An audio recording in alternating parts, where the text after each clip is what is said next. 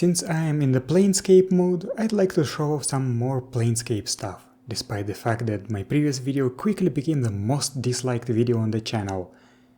However, this time I'll take you back to the past, to the days of AD&D that I didn't get to experience myself.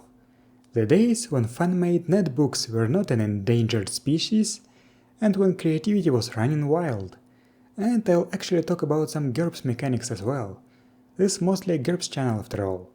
I would like to show off a netbook called Kings of the Wild by Dave King, also known as Heregul, not to be confused with Kings of the Wild with an Y, which is my favorite fantasy novel. Give it a read, I'm sure you won't regret it. The netbook's main topic is the animal lords. If you're not very well versed in D&D lore, you might not even know who they are, so I'll give you a short recap. Among the outer planes of the Great Wheel, there is the plane called the Wilderness of the Beastlands, formerly known as the Happy Hunting Grounds. It's a plane of nature and animals, and it is where animal souls go after they die. Since animals are, well, animals, they have no concepts of worship, morals or alignment, but they still have archetypal patron beings called the Animal Lords or Beast Lords. The netbook says that these are terms invented by the primes, and says that the Animal Lords themselves refer to themselves as Seihrein. That's sensible. Overall, I think that the Beastlands is one of the least developed D&D planes. I even used to forget that it even exists. Official information about the Animal Lords is also pretty scarce and inconsistent. Sometimes they are simply powerful outsiders that possess no divine nature, sometimes they are quasi-deity akin to demon lords, and sometimes they are full-fledged minor deities. It varies from edition to edition and book to book. Unlike the deities, most of the animal lords have never gotten detailed write-ups. I think the cat lord is the one with the most lore written for. For example, I seem to remember that the catfolk and Tibbits worship the cat lord. What about the rest? And the animal lords in general? There's barely anything, and this is what the netbook fixes. What I like about this netbook is that it tells you right off the bat that the animal lords are not meant to be enemies for the PCs. Rather, they are forces for the characters to meet and encounter in their quests on the Beastlands and beyond. They don't even have stat blocks there. However, if you want to see the Cat Lord stat block, you can check the Epic Level Handbook for D&D 3.0. The netbook addresses an interesting conundrum of the animal lords, being shaped not only by the nature of their animal species, but also by human belief. It talks about the origin of the animal lords, their history and their mortality. Also, the netbook talks in detail about something that the official material is silent about, the animal lord politics. It describes how the animal lords become allies, bitter enemies, and how they sometimes withdraw from the world to obtain enlightenment and let their competitors roam free. Remember I said that more or less only the Cat Lord gets any attention in the official publications? This netbook describes 15 animal lords in detail, which is great. Now you can introduce the Mouse Lord, the Owl Lord, the Wolf Lord, the Bat Lord, and even the Dinosaur Lord into your games. One of the most fascinating sections of the netbook talks about the Animal Lord offspring. There are 3 types of Animal Lord-based plane-touched offspring. The first one is Heregul, the offspring of an Animal Lord and a member of that Animal Lord species.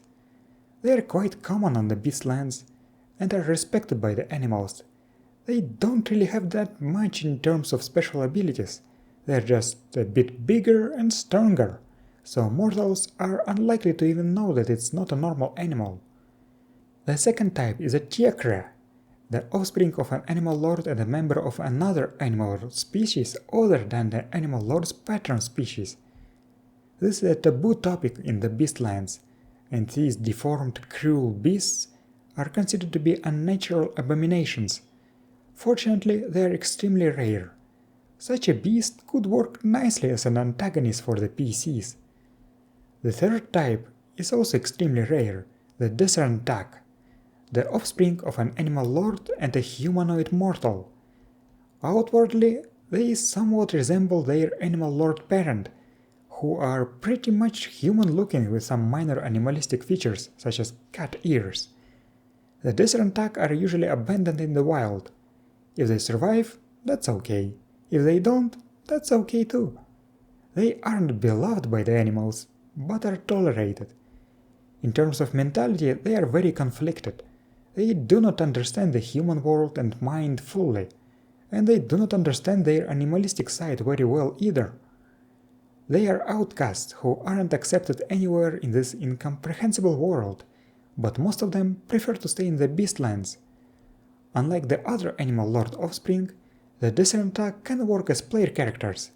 Sure, such a character would be a super special snowflake in a normal game, and not that special of a snowflake in a Planescape game, but why not give the players this option?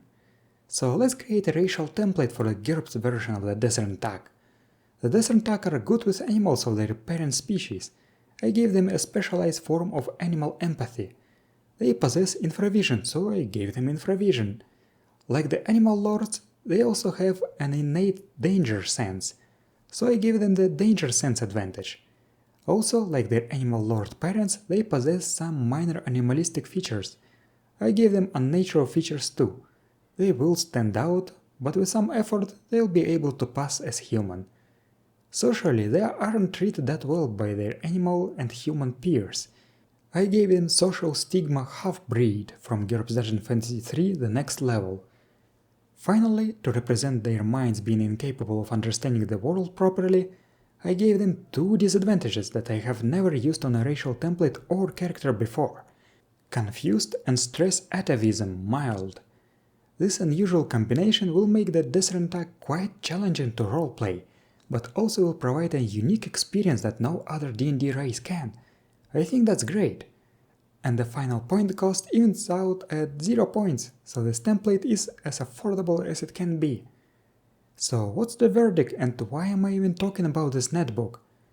When I opened it for the first time, I remember thinking, oh boy, this is going to be some lame furry fanfiction, isn't it? But I was pleasantly surprised. The author took a relatively obscure and unexplored subject, explored the existing material and expanded it with his own creation, but all in a way that is consistent with the officially published material. As a result, we have an interesting resource that is basically on par with the TSR books from that era. When preparing for this video, I reread the Netbook again, and I can confidently say that the author put in more effort and soul into his work than any of the 5 ebooks have. And now I want to incorporate an animal lord into my game. By the way, I have no idea where you can even obtain this book nowadays, but since this is a netbook and reproduction is explicitly allowed, granted I do not change the content and do not ask for money, I will upload it. The link is in the description. Thank you for watching and I will see you next time.